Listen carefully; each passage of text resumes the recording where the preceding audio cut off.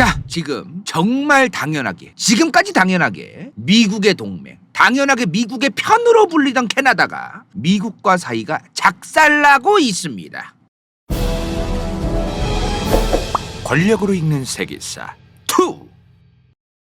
이 사진 자 대박이에요. 자, 트럼프와 캐나다 총리, 전 총리죠 이제. 자, 최근에 트럼프 집권 이후에 캐나다와 미국의 관계가 정말 작살나고 있습니다. 그죠? 근데 요거를 얘기하기에 앞서서 요거부터 우리 알아야 돼. 파이브 아이즈라고 들어보셨나요? 전 세계를 감시하고 감찰하는 첩보를 하는 국가 5개를 얘기하는 겁니다. 이게 단어가 좀 이상해요. 그죠? 자, 뭐야 그러면은 정리하면 이거 아니야 지금? 전 세계를 감시 감찰 첩보 활동을 하는 국가 5개라는 얘기 아닙니까 지금? 자, 미국, 영국, 캐나다, 호주, 뉴질랜드. 자, 미국, 영국, 캐나다, 호주, 뉴질랜드입니다. 이 5개 국가가 정보기관들, 이 5개 정부에 속해 있는 정보기관 정부가 서로 엄청난 규모의 정보들을 수집하고 공유해요 지금. 솔직한 얘기로. 그래서 이 국가들 5개 국가는 서로 관계가 당연히 전락에 돈독해야 돼요. 당연히 서로 관계가 전락에 돈독하면서 사이가 좋아야 돼요. 안보적으로든 정보교육 차원에서도 인생동반자로 가야 됩니다. 인생동반자. 쭉쭉 가야 되는 거예요. 굉장히 중요한 거야 이 5개 국가는. 그리고 미국이란 국가가 솔직한 얘기로 동맹 국가를 급을 나눠놓고 그렇진 않습니다. 공식적으로는 동맹의 급을 나눠놓진 않아요. 뭐 1등 동맹 국가가 따로 있고 2등급 3등급 뭐 이런 건 아닙니다. 근데 그러나 사실상 최고의 동맹 관계를 유지해야 되는 그 국가가 이 5개 국가입니다. 그거는 분명한 거예요. 이 파이브 아이즈 저 5개 국가에 들어가는 나라들끼리는 미국과 정보 공유하고 서로 도움받고 서로의 신뢰도 개쩔어야 되고, 제일 중요한 게 뭐냐면은 미국이 이 국가들은 감시를 안 합니다. 당연히 서로 함께 가는 거기 때문에 감시를 안 합니다. 서로 감시 대상이 아닌 거예요. 이 4개의 국가, 미국을 포함하면 5개죠? 이 5개가 아닌 국가들은 사실 감시 대상입니다. 아무리 동맹이더라도 100% 믿을 수가 없잖아요. 그죠? 자, 근데 지금 파이브 아이즈가 이렇게 중요하다는 거 우리가 알게 됐어. 이 파이브 아이즈 안에 들어가는 캐나다랑 미국의 사이가 지금 점점 더러워지고 있다는 거예요 지금. 그래서 트럼프가 무역이라던가 이런 걸 가지고 지금 캐나다랑 관계가 안 좋아지는 거는 단순하게 무역 가지고 관계가 좋아지냐 안 좋아지냐 이런 차원의 문제가 아닙니다. 굉장한 역대급 사건이에요 이거는. 역대급 사건.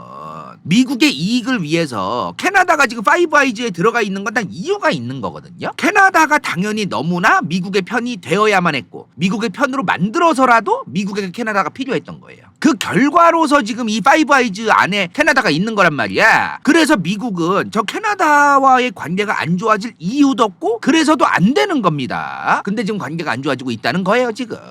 단순한 무역의 뭐 관계가 안 좋아 이런 차원을 넘어서서 정말 사이가 안 좋아지면 큰일 난다 이 말이야. 자, 그리고 요 근래에 트럼프가 그린란드도 욕심 오지게 부리죠. 지금 캐나다 옆에 그린란드 여기 있어. 근데 이게 이렇게 평면 지도는 왜곡이 있기 때문에 구글 어스로 보면은 요렇습니다. 캐나다가 요만하면 그린란드가 생각보다 그렇게 크진 않아요. 근데 지금 여기가 어디죠 지금? 러시아가 이렇게 있고 핀란드, 스웨덴, 노르웨이, 영국, 아이슬란드, 그린란드, 캐나다, 그리고 알래스카가 있네요. 러시아가 이렇게 있고 북극입니다. 지금 그린란드 욕심 왜 부리는 거예요? 북극 때문에 그런 거야. 북극 때문에. 이 북극 지역이 굉장히 중요하고 안보적으로. 자, 우리가 보통 지도를 보면은 이런 생각을 자꾸 해. 예를 들어 러시아의 핵무기 기지가 여기 있다고 치자. 그러면 ICBM 알죠? 대륙간 탄도 미사일. 그거로 이렇게 슝 쏴서 욜로 날릴 줄 알아요. 그렇지 않습니다. 여기서 슝 쏘지. 여기서 이렇게 슝 쏘는 거지 이렇게 안 쏴요. 이게 그러니까 사람들이 자꾸 이 지도의 왜곡 때문에 좀 이해가 잘 안 되는 거야. 이 북극이 왜 자꾸 중요하다고 하는 거지? 이게 이해가 안 되는데 그냥 저 평면 지도가 아닌 동그란 지도만 봐도 이해가 다 됩니다. 그냥 보면은 쉽게. 그래서 그린란드도 중요하지만 알래스카도 중요하지만 캐나다도 미국에게 당연히 중요한 거예요. 그러한 캐나다랑 사이가 지금 안 좋아지고 있다 이 말이요. 지금 누구 때문에? 이 양반 때문에.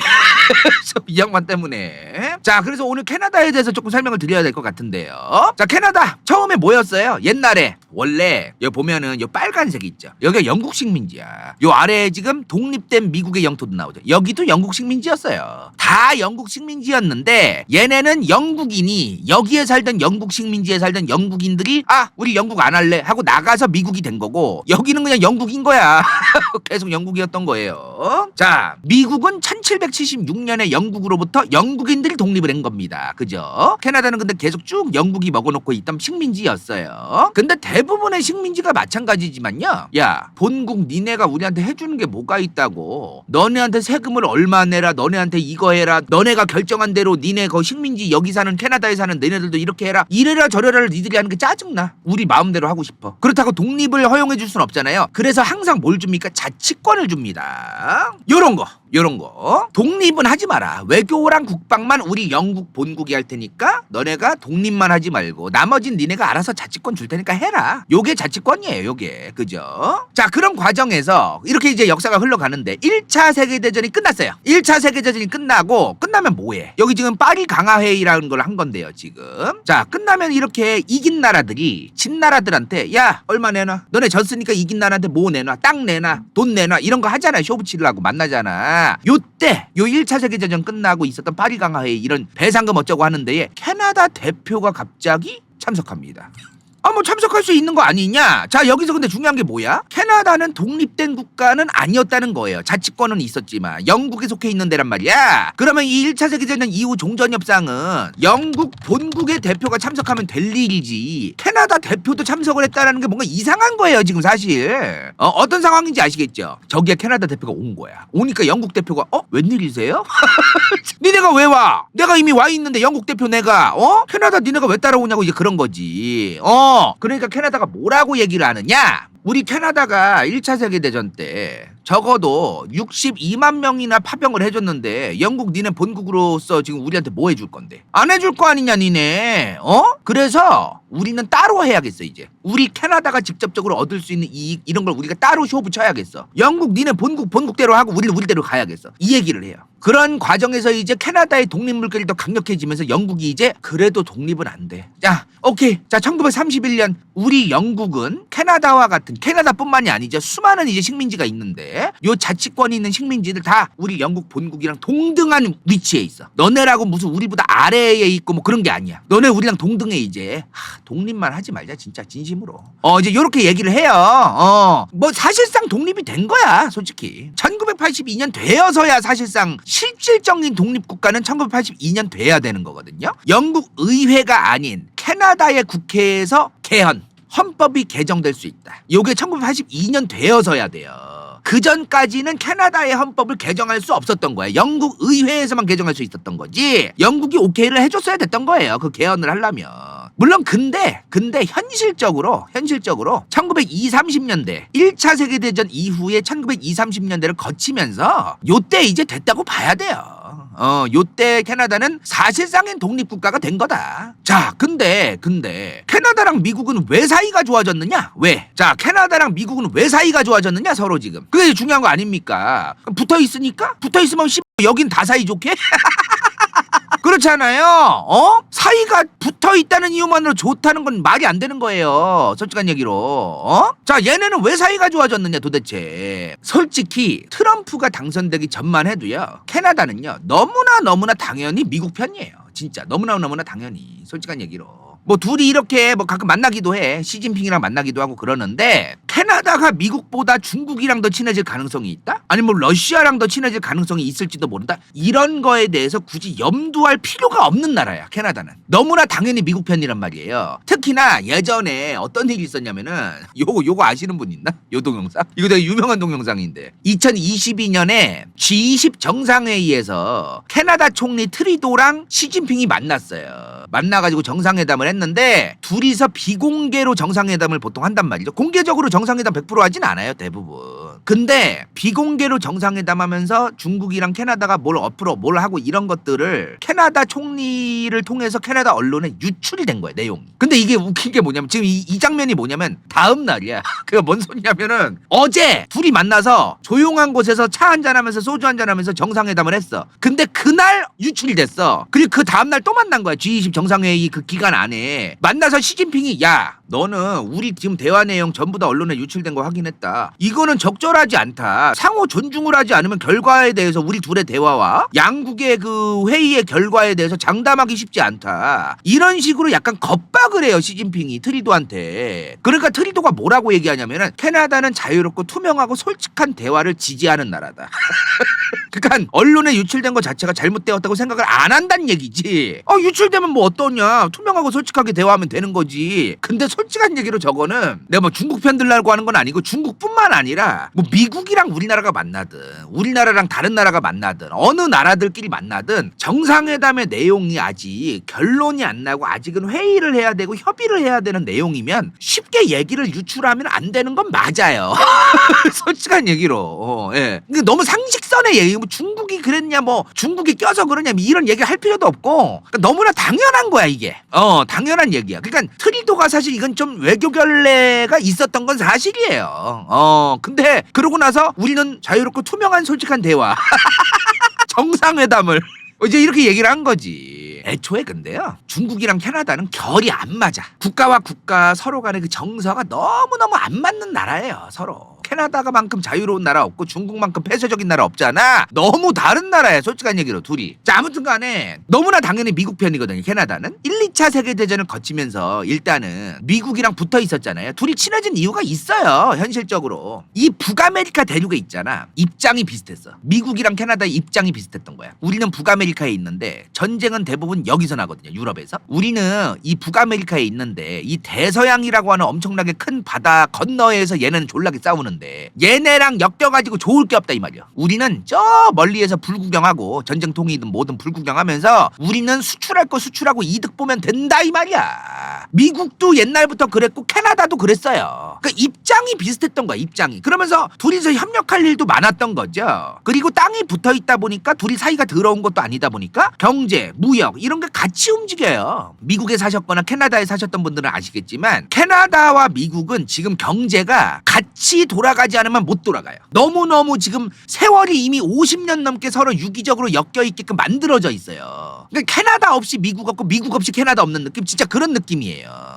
도저히 돌아갈 수 없는 수준까지 되어 있거든요. 무역망이든 뭐 경제에 여러 가지 뭐 복잡한 뭐 아주 그 복잡한 것들이 다 엮여 있어 지금. 굉장히 고도로 일체화된 경제예요, 둘이서. 지금 미국이랑 캐나다가 국경이 이렇게 있다 뿐이지. 한번 국경 한번 가봅시다. 자, 지금 캐나다가 여기 있고 미국이 여기 있는데 이 국경 지금 반듯하게 있잖아요. 여기로 한번 가볼게요. 어디로 가볼까? 여기로 가볼까요? 여기 있네요, 국경. 여기 국경 통과하는 데인데 차는 여기로 통과해야지. 근데 뭐가 없어요, 아무것도. 뭐 제대로 뭐 장벽을 세우고 그런 것도 아니야, 여기가. 먼저 좀 더 화질 좋은 데로 한번 가보자, 이거. 지금 여기가 미국입니다. 여기가 미국이에요.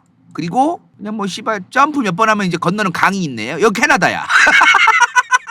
미국, 캐나다 이런 식으로 되어 있어요. 그러니까 국경이 의미가 크게 없는 느낌이야, 내가 보기에. 무역을 통해서 함부로 물건이 왔다 갔다 하는 거는 이제 검문은 해야 되니까 이제 자동차가 왔다 갔다 하는 도로에는 검문소가 다 있지만 사람이 왔다 갔다 하는 거에 대해서 막 그렇게까지 막 장벽을 세워놓고 그런 느낌이 아니라는 거죠. 멕시코와의 장벽이랑은 너무 다르네요, 그죠? 자, 근데요 이렇게 캐나다와 미국은 일심동체로 흘러갈 수밖에 없는, 함께 굴러갈 수밖에 없는 나라가 됐구나, 이런 걸 알게 됐는데 옛날에 서로 사이가 안 좋을 때도 있었어요.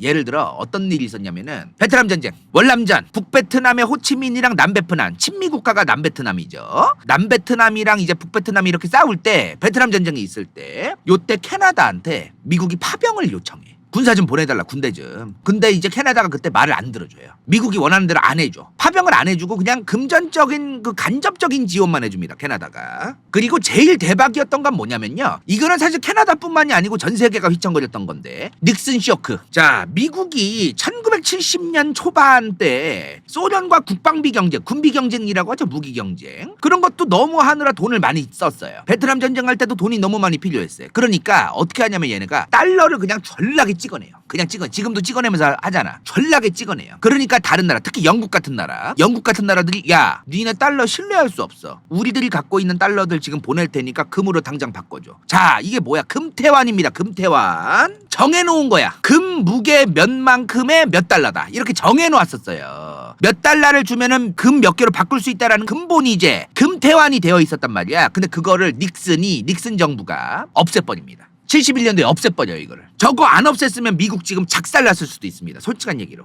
미국이 돈을 계속해서 찍어내가지고 이제 미국이 그 돈으로 이제 자기들이 무기도 찍어내고 뭐 여러 가지를 했는데 그거에 대해서 다 달러를 이제 금으로 바꾸겠다 이거야. 다른 나라들이. 만약에 그거 다 바꿔줬으면은 미국 안에 있는 금 다 빠져나가야 돼. 다 빠져나가야 돼 진짜. 그러니까 이거를 미국 경제를 보호하기 위해서 사실 미국이 이기적으로 자기들 멋대로 만든 시스템인데 이게. 아무튼 이때 이제 금태환 제도가 폐지됩니다. 이때 대통령이 닉슨이었어요. 닉슨. 이 아저씨. 그리고 이 닉슨 정부 때 인플레도 심했어요. 그래가지고 미국이 인플레이션도 보호를 해야 되니까 미국 경제를 보호해야 되니까 전 세계에 이제 수입해 오던 물건들에 대해서 관세를 다 올려요. 캐나다 물건에 대해서도 10% 관세를 추가합니다. 이때 캐나다 경제가 휘청거려요. 캐나다 경제가 이때 휘청거려. 그래서 캐나다가 이때 정신을 차려. 우리 미국만 믿고 있으면 안 되겠다. 제3의 옵션이라는 전략을 발표합니다. 이거를 당시 캐나다 외교부 장관 미셸 샤프라는 사람이 이제 그 말한 전략인데요. 저 제3의 옵션이 뭐냐면 캐나다는 이제 미국과의 무역을 축소한다. 그리고 캐나다는 미국과의 협력뿐 아니라 다양한 국가들과 경제 협력을 확대하겠다. 캐나다는 너무 미국에 의존적이었다 이 말이야. 그래서 캐나다라는 국가가 1972년 저 시점은 미국에만 의존적이었던 경제를 앞으로는 유럽, 일본 다양한 국가들로도 판로를 만들고 미국 의존적이었던 그 경제를 획기적으로 변경하기 시작했던 거예요. 그 분기점이 1972년입니다. 물론 이 사람이 이제 1984년에 캐나다 총리예요. 멀로니라고 하면 멀로니 총리. 멀로니. 자, 멀로니 총리인데 이때 또 없애요. 제3의 옵션 아니고 우리 다시 미국 중심으로 경제 돌아가고 싶어. 우리는 미국이 없으면 안 될 것 같아. 우리 캐나다와 미국은 일심동체야.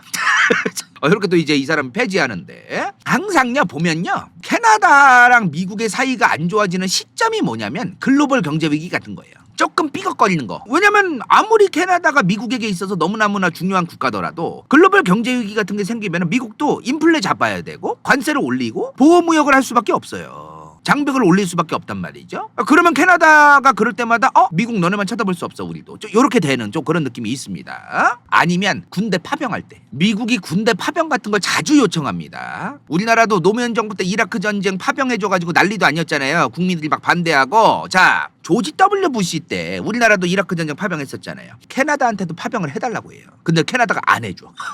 나 안 해줬다더라고. 나는 해줬는 줄 알았는데 안 해줬다 그러더라고요. 이때 또 사이가 조금 좀 더러워집니다. 그러니까 캐나다는 이런 거예요. 가만히 있다가 살살 미국이랑 이제 경제적으로 이제 교류하면서 살살 도와주는 척 하다가 도와주는 게 좀 개바일 때는 발 빼고 경제적으로 이제 미국과 무역하면서 이득 보다가 미국이 만들어 놓은 그 안보 시스템, 안보 체계에 편승하면서 이득 보고 이제 요런 게 있는 거죠. 간을 좀 잘 보는 거지. 현명한 거지 사실. 낄끼빠빠가 되는 거야. 그러면서 미국, 멕시코, 캐나다 협정이라는 걸 맺습니다. USMCA라고 해요. 자, 그렇게 좀 잠잠해지나 했는데 트럼프가 이번에 또 당선이 되면서 또 난리가 난 겁니다. 자, 이제 순서대로 졸라 많아요 지금. 너무너무 많아요 지금 사건이. 그죠? 자, 처음에 이제 2024년 11월 25일이었습니다. 이때는 대통령 당선인 신분이죠. 대통령이 아닌 거예요. 임기는 2025년 1월 20일부터 시작됐기 때문에 트럼프가. 자, 대통령 당선인 신분으로 트럼프가 SNS에 글을 올려. 캐나다와 멕시코에 25% 관세를 부과하겠다. 그러자마자 4일 뒤에 2024년 11월 29일입니다. 트리도 캐나다 총리가 트럼프를 만나려고 버선발로 플로리다로 깜짝 방문을 해요.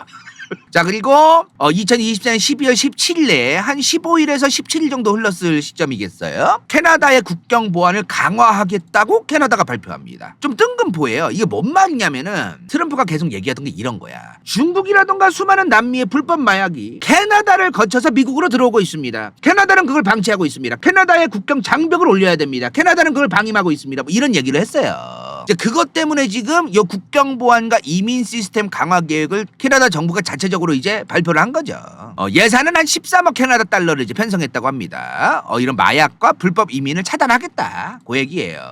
자, 그리고 나서 1월 20일 됩니다. 트럼프가 취임해요. 기자들이 물어봐요. 캐나다한테 관세 25% 부과하신다는 거 어떻게 되고 있으세요? 하고 물어보니까 나는 25% 관세를 바로 부과하지 않을 거다. 고려하고 있다. 라고 말을 바꿉니다. 자, 그리고 1월 29일 됩니다. 캐나다의 외무장관, 외교부 장관이죠. 외교부 장관이 미국을 방문해요. 그래서 워싱턴 DC에 방문해서 미국의 국무장관, 미국의 외교부 장관이에요. 둘이 만납니다. 근데 이틀 뒤에 만났는데 뭐 대화가 잘 안 했던 걸까요? 자, 이틀 뒤였던 2월 1일에 트럼프가 관세 부과 행정명령을 사인합니다. 캐나다와 멕시코에 25%, 고작 3일 전에 캐나다 멕시코한테 25% 때리겠다. 요거를 이제 한 거예요, 트럼프가. 자, 그러자마자 하루 뒤에 캐나다도 보복 관세 계획을 발표해요. 300억 캐나다 달러, 우리 돈 30조야. 꽤 적은 금액이 아니에요. 미국산 수입품에 즉각적인 보복 관세를 부과하겠다. 자, 그리고 또 이제 하루 뒤에 2월 3일이 됐어. 트럼프가 이때 또 캐나다와 멕시코에 대해서 관세 부과를 30일 동안 봐줄게.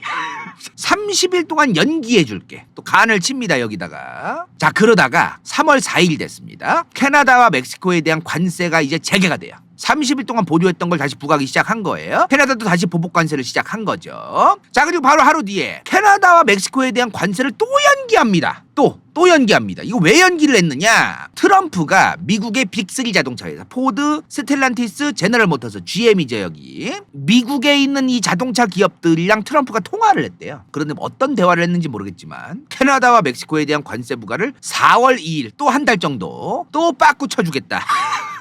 그리고 3월 7일이 되니까 이거는 빠꾸를 친다더니 캐나다산 나무, 목재와 낙농업 제품에는 250% 관세를 또 부과할 거라고 말을 발표합니다. 그러니까 정신없게 만드는 거야 자꾸. 이랬다 저랬다 요랬다 이랬다 아주 난리도 아니에요. 자, 그러다가 3월 10일, 약속의 3월 10일, 정말 중요한 3월 10일이 다가옵니다. 캐나다가 미국으로 수출하던 전기에 25% 할증을 붙이겠다라고 얘기합니다. 자, 이게 뭔 소리냐? 이거 굉장히 중요한 거예요. 뉴스 많이 보셨죠, 전날.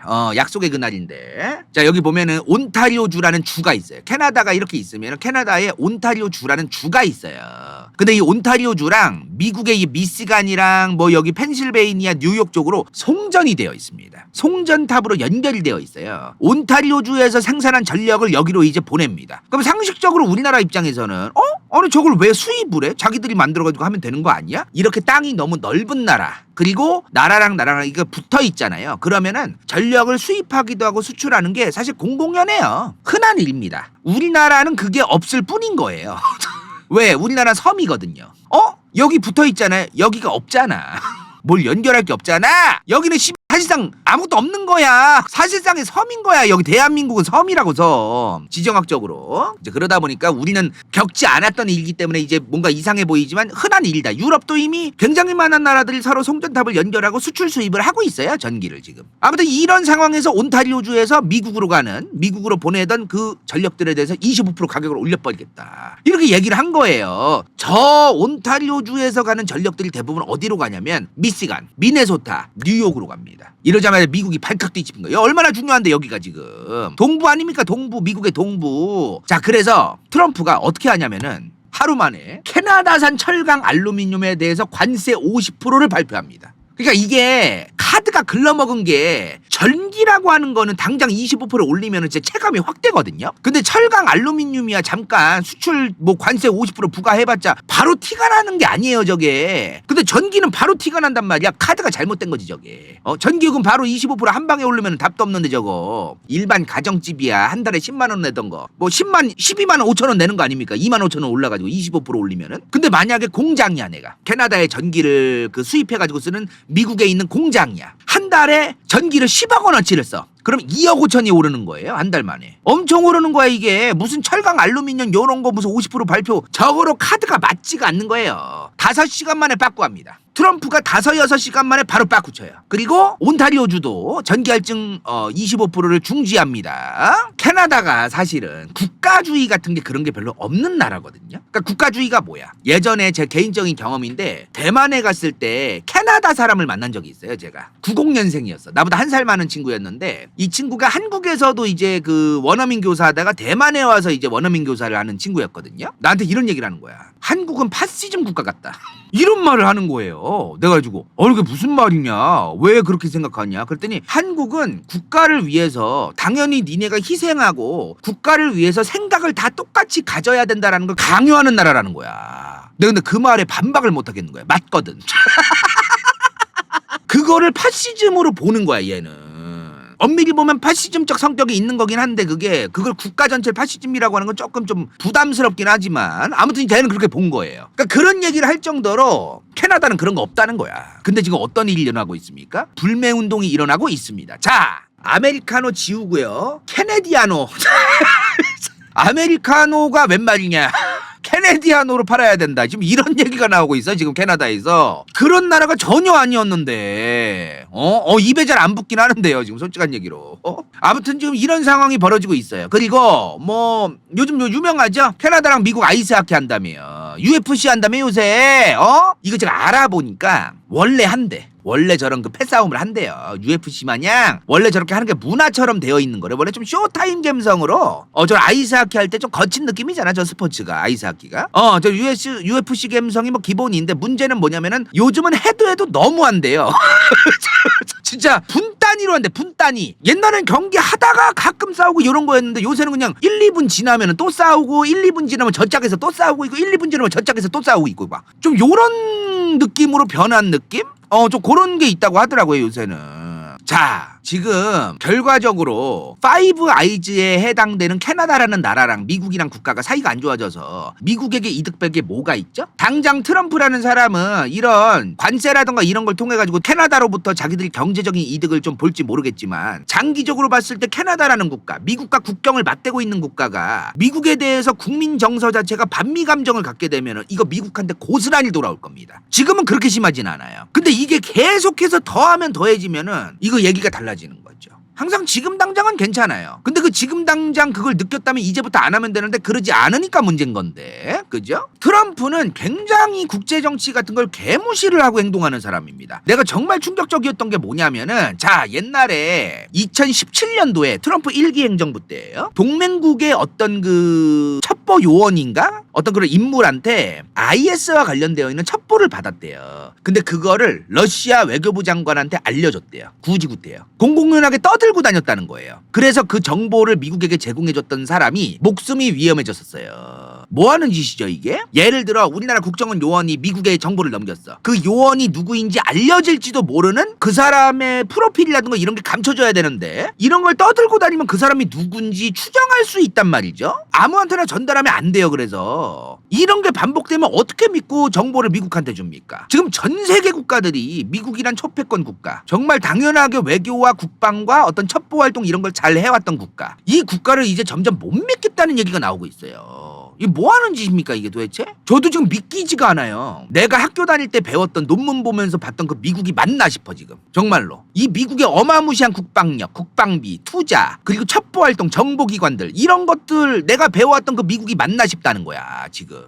자, 지금 점점 유럽은 다시 재무장 얘기가 나오고 있습니다. 프랑스의 마크롱은 너무 설쳐. 저 사람도 지금 핵무기를 더 만들어서 유럽 전체의 핵 우산을 우리가 이제 뭐 담당을 하느니 마느니 뭐 그런 얘기를 하고 앉아있고 지금 미국을 믿고서 이제 미국만 믿고서 우리 유럽이 지금 가만히 있을 수 없다. 지금 이런 분위기가 점점 조장되고 있습니다. 지금 그 사이에 너무나 안타깝게도 또 중국과 러시아 중심의 경제협력기구죠. 브릭스, 그리고 상하이 협력기구, 이런 것들이 점점 몸집을 키우고 있습니다. 이번에 인도네시아도 가입했어요. 브릭스에. 그죠? 말레이시아랑 태국도 가입할 계획을 밝혔습니다. 베트남도 관심 갖고 있어요. 지금 2025년 1월 1일부터 브릭스에 파트너 국가가 추가됐습니다. 물론 파트너는 회원국은 아닌데요. 나중에 회원이 될 예정인 국가들이라고 생각하시면 좋을 것 같습니다. 벨라루스, 볼리비아, 카자흐스탄, 태국, 쿠바, 우간다, 말레이시아, 우즈베키스탄, 이런 나라들이 전 세계적으로 사실 영향력이 큰 나라들은 아니에요. 그러나 저기에 가입하는 그 국가들이 점점 늘어나는 게 미국의 안보, 그리고 그 미국의 안보를 믿고 편승한 한국 같은 나라들, 이런 나라들한테 도움이 안 됩니다. 사실 어떻게 하면 좋아요? 이런 브릭스가 사이즈가 커지고 그러면은 얘네가 이제 갑질을 할 수도 있어.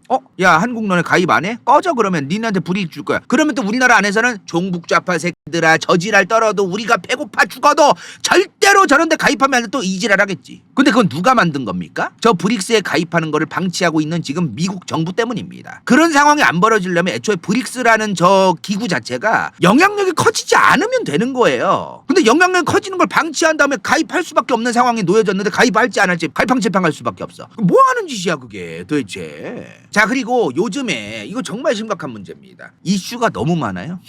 진짜 우리가 다음 시간에 뭘 해야 될지 모르겠어 지금. 너무 많아서. 그래서 다음 시간에 뭘 할지 저희가 지금 말씀드릴 수도 없습니다 지금.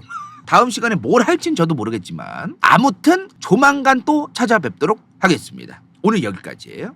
끝! 인생 동반자 좋기 바라바라바 현이사라 간다요 후원자 2 당근 간다요 후원자 1 부츠 vs 더 월드 은빛 마술사, 간호는 갱다, 최영인, 러블리 20, 남궁성, 수리성, 지읒빛.